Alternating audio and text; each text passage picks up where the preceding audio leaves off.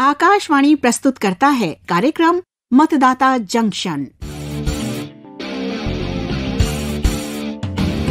जब जुड़े लोग से लोग, वोट से वोट बने, तब लोकतंत्र का सिस्टम। मतदाता जुड़ते जाए, बने तब ऐसा नया कनेक्शन। मतदाता जंक्शन, मतदाता जंक्शन। वोट जैसा कुछ नहीं, वोट जरूर डालेंगे हम। एक वोट भी छूट न जाए, एक वोट भी छूट न जाए। आओ दादा दादी और दिव्यांग बंधु, पोस्टल बैलेट की बात बताऊंगा। सर्विस वोटर हैं कौन, आज उनसे मिलवाऊंगा। अरे वाह, इन नौजवानों के जज्बे को सलाम। जज्बा हो तो इन नौजवानों जैसा। दोस्तों नमस्कार, स्वागत है आपका मतदाता जंक्शन में। अभी आपने सुना इन युवाओं को जो जुड़े हैं एक वोट भी न छूटे की मुहिम से। दोस्तों, आज लिए चलेंगे आपको किशोर के घर, जो आज आपको डाक मतपत्र यानी पोस्टल बैलेट से जुड़ी कुछ महत्वपूर्ण जानकारी देने वाला है। तो जानना चाहेंगे आप पोस्टल बैलेट के बारे में? तो चलिए चलते हैं और सुनते हैं कि ये किशोर क्या गुनगुना रहा है। मैं भारत हूँ, भारत है मुझ में, मैं ताकत हूँ, ताकत है मुझ में। हाँ, बहुत अच्छी बात है बेटा। पर वोट देने की अपील की धुन में तू इतना मगन है कि फिर किसी और की चप्पल पहन आया। हाँ, अरे मम्मी, मैं क्या करूं अब। आंटी देख लीजिए, चप्पल नई है या पुरानी।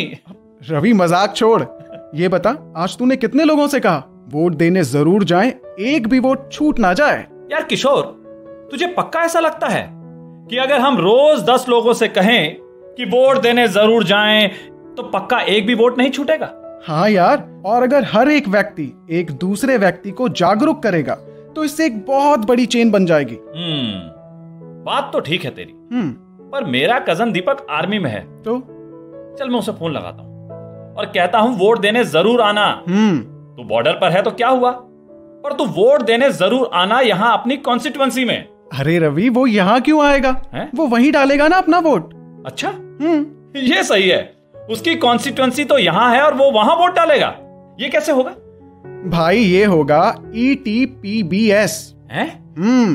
यानी electronically transmitted postal ballot system की सुविधा से। अच्छा, ये पोस्टल बैलेट से वोट करने का एक तरीका है। हाँ बेटा रवि, ऐसा ही है। देखो, सेना में 3 अंग होते हैं जी। उसमें तैनात लोग अपनी ड्यूटी पर रहते हैं और उनके वोट के लिए ही ETPB सिस्टम है। इसके अलावा और भी लोग हैं जो पोस्टल बैलेट से वोट करते हैं ताकि उनका वोट छूट ना जाए। जी। अच्छा, मुझे तो कुछ काम है, तुम दोनों बात कर। यार किशोर, जरा डिटेल में बता इस ETPBS के बारे में। मेरे भाई, जैसा मम्मी ने कहा, सेना के तीनों अंगों में कार्यरत लोग और इसके साथ ही पैरामिलिट्री फोर्सेस जैसे CRPF, BSF, ITBP आदि और दूसरे राज्यों में तैनात राज्यों की आर्म्ड पुलिस फोर्स और विदेश में दूतावास में कार्यरत भारत सरकार के अधिकारी कर्मचारी सभी पोस्टल बैलेट की सुविधा से वोट करते हैं और इन्हें सर्विस वोटर कहते हैं। Service voter? जी हाँ, सर्विस वोटर। इन्हें फॉर्म नंबर 2 भरकर अपने यूनिट या रिकॉर्ड अफसर को देना होता है, जिससे वो सर्विस वोटर के रूप में रजिस्टर हो जाएं। अच्छा, फिर वो ETPBS यानी electronically transmitted postal ballot system के जरिए अपना वोट दे सकते हैं। इसके लिए भारत निर्वाचन आयोग ने एक पूरा सिस्टम इलेक्ट्रॉनिकली बनाया हुआ है। अरे वाह! और ये होता कैसे है? तो सुन ध्यान से। सर्विस वोटर को सभी सेट इलेक्ट्रॉनिकली भेजे जाते हैं, जिसमें पोस्टल बैलेट पेपर भी होता है।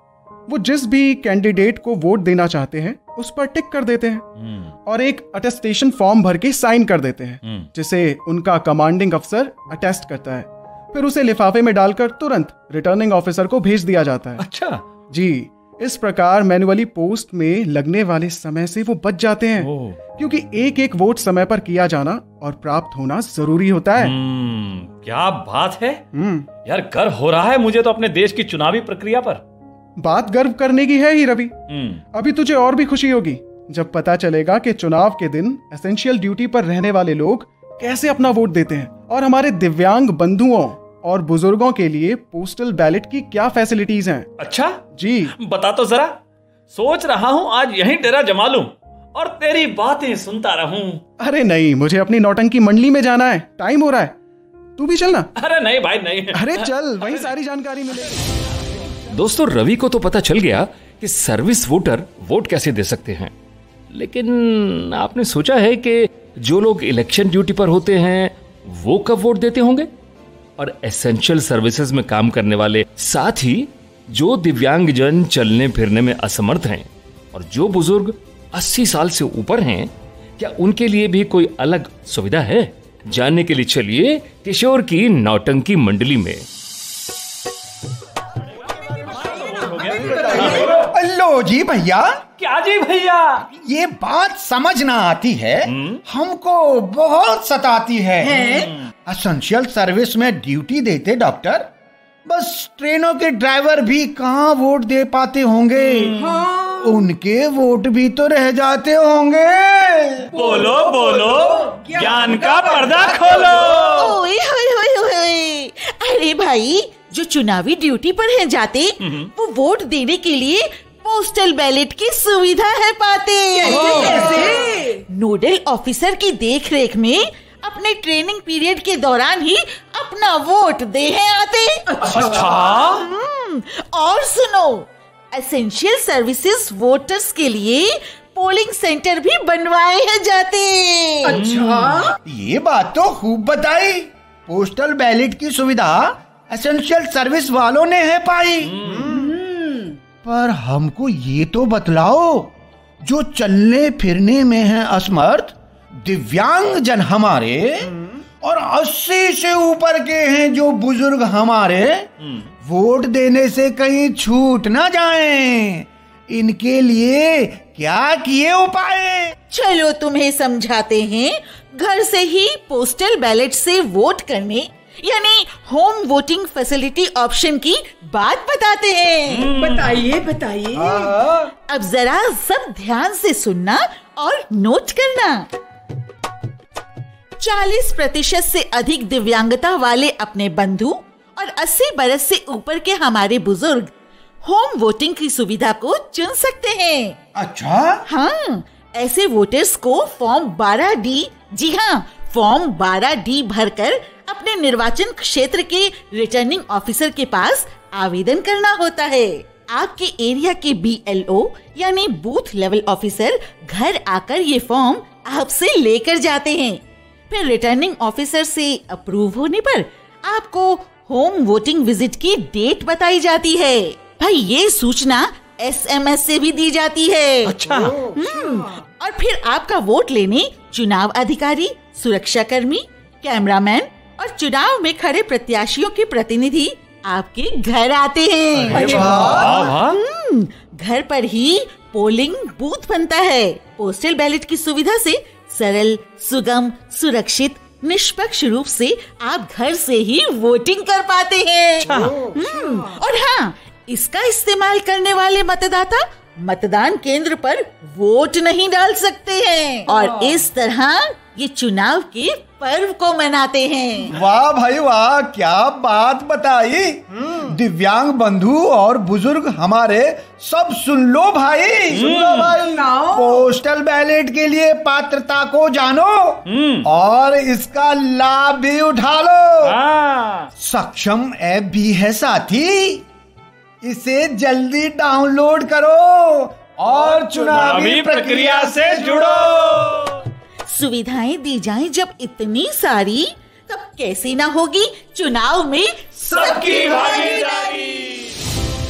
दोस्तों, सुना आपने मतदाता जागरूकता से जुड़ी इस नौटंकी मंडली को, और इसी विषय में यानी दिव्यांगजन और बुजुर्गों को दी जाने वाली होम वोटिंग फैसिलिटी के बारे में मुख्य निर्वाचन आयुक्त राजीव कुमार जी भी कुछ कह रहे हैं। सीनियर सिटीजन्स के बारे में हम लोग बहुत प्रयास कर रहे हैं, उनको एनकरेज करने का और सम्मानित करने का। जितने भी शतायु मतदाता हैं, जितने भी 80+ मतदाता हैं, हम आयोग की तरफ से उनको आह्वान करते हैं कि वो वोट जरूर दें। लेकिन किसी कारणवश अगर कोई घर से वोट देना चाहते हैं तो उसकी व्यवस्था है। नामांकन के बाद, विड्रॉल के बाद जब कैंडिडेट्स निर्धारित हो जाएंगे तो उनको एक फॉर्म 12D अगर वो अप्लाई करेंगे तो दिया जाएगा, और उस 12D के फॉर्म देने की वजह से वोटिंग ये वृद्ध जन अपने घर से कर सकते हैं और PWDs भी अपने घर से कर सकते हैं। दोस्तों, भारत निर्वाचन आयोग चुनावों को समावेशी और सुगम बनाने के लिए प्रयासरत है। सबका ध्यान रखते हुए ही डाक मत पत्र यानी पोस्टल बैलेट की सुविधा दी गई है। दोस्तों, मैं आपको बताना चाहूंगा कि अभी हाल ही में भारत निर्वाचन आयोग द्वारा जारी किए गए आंकड़ों के अनुसार 96 करोड़ 88 लाख मतदाता अपना रजिस्ट्रेशन करवा चुके हैं। इसमें 88 लाख 85 हजार दिव्यांगजन, 1 करोड़ 85 लाख 80 वर्ष से अधिक आयु के बुजुर्ग और 2 लाख 38 हजार ऐसे मतदाता हैं जिनकी आयु 100 वर्ष से अधिक है। मेरा नाम कमल वर्मा है। मेरी उम्र 80 साल की है। ये बहुत खुशी की बात है कि हम जैसे सीनियर सिटीजन के लिए ये होम वोटिंग फैसिलिटी का ऑप्शन है, और आगामी लोकसभा चुनावों में मैं भी इस सुविधा को चुनने वाला हूँ। मेरा नाम अमतुल अग्रवाल है। मैं एक दिव्यांग हूँ। मुझे पता चला है कि 40% से अधिक दिव्यांगता जैसे हम वोटर को पोस्टल बैलेट से वोट का भी ऑप्शन है, जिससे हम घर से वोट कर सकते हैं। इसके लिए मुझे अपना दिव्यांगता सर्टिफिकेट जमा कराना होगा। दोस्तों, देश के मतदाताओं तक चुनाव प्रक्रिया से जुड़ी हर जानकारी सही और सटीक रूप से पहुंचाना ही हमारा उद्देश्य है। पोस्टल बैलेट संबंधी और जानकारी के लिए आप भारत निर्वाचन आयोग की वेबसाइट eci.gov.in पर जा सकते हैं, या इनके वोटर हेल्पलाइन नंबर 1950 यानी 1950 पर भी कॉल कर सकते हैं। आइए सुनते हैं भारत निर्वाचन आयोग के प्रिंसिपल सेक्रेटरी NN बुटोलिया जी को। जब मतदाता पोलिंग बूथ तक पहुंचकर मतदान करने में असमर्थ हो, तब पोलिंग बूथ मतदाता के पास स्वयं पहुंचकर उसका मत प्राप्त करने की सुविधा दे। ऐसा होता है पोस्टल बैलेट के माध्यम से वोट देकर। ये अधिकार चुनाव नियमावली 1961 के द्वारा दिया गया है। भारत निर्वाचन आयोग द्वारा जारी दिशा निर्देशों के अंतर्गत चुनाव संचालन संशोधन अधिनियम 2019 के द्वारा विशेष कारणवश अनुपस्थित मतदाताओं को पोस्टल बैलेट पेपर के द्वारा मतदान की वैकल्पिक सुविधा दी गई है। पोस्टल बैलेट पेपर के माध्यम का उपयोग कर वोट डालने की श्रेणी में 80 वर्ष के ऊपर के वरिष्ठ नागरिक, 40% की विकलांगता से अधिक दिव्यांगजन और इसेंशियल सर्विस के कारण अनुपस्थित सेवकों तथा कोविड के रोगियों, इन 4 प्रकार के मतदाताओं के लिए पोस्टल बैलेट पेपर की सुविधा प्रदान की गई है। एकता में कूद कर देश को संवारना है, एक नागरिक एक ही वोट, आओ ना, जागो ना, सब जागो ना, जागो ना, सब जागो ना। दोस्तों, अब समय है आज का सवाल पूछने का। आप अपना उत्तर हमें हमारे व्हाट्सएप नंबर पर अपने पूरे नाम और पते के साथ अगले सोमवार तक भेज दीजिए। हमारा व्हाट्सएप नंबर है 9999031950। फिर से नोट कर लीजिए 9999031950। और अब सवाल। हाँ, तो आज का सवाल है, दिव्यांगजन और 80 वर्ष से अधिक उम्र के सीनियर सिटीजन्स को घर से वोटिंग के लिए पोस्टल बैलेट सिस्टम की सुविधा के लिए कौन सा फॉर्म भरना होता है? सवाल एक बार फिर सुन लें।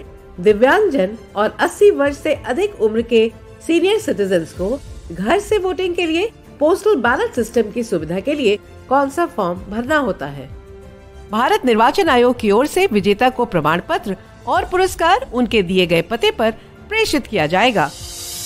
हाँ तो दोस्तों, पिछले एपिसोड के विजेता का नाम है बालाकृष्णा नारसमपेट, वारंगल डिस्ट्रिक्ट, तेलंगाना, और सही जवाब है MCMC यानी media certification and monitoring committee.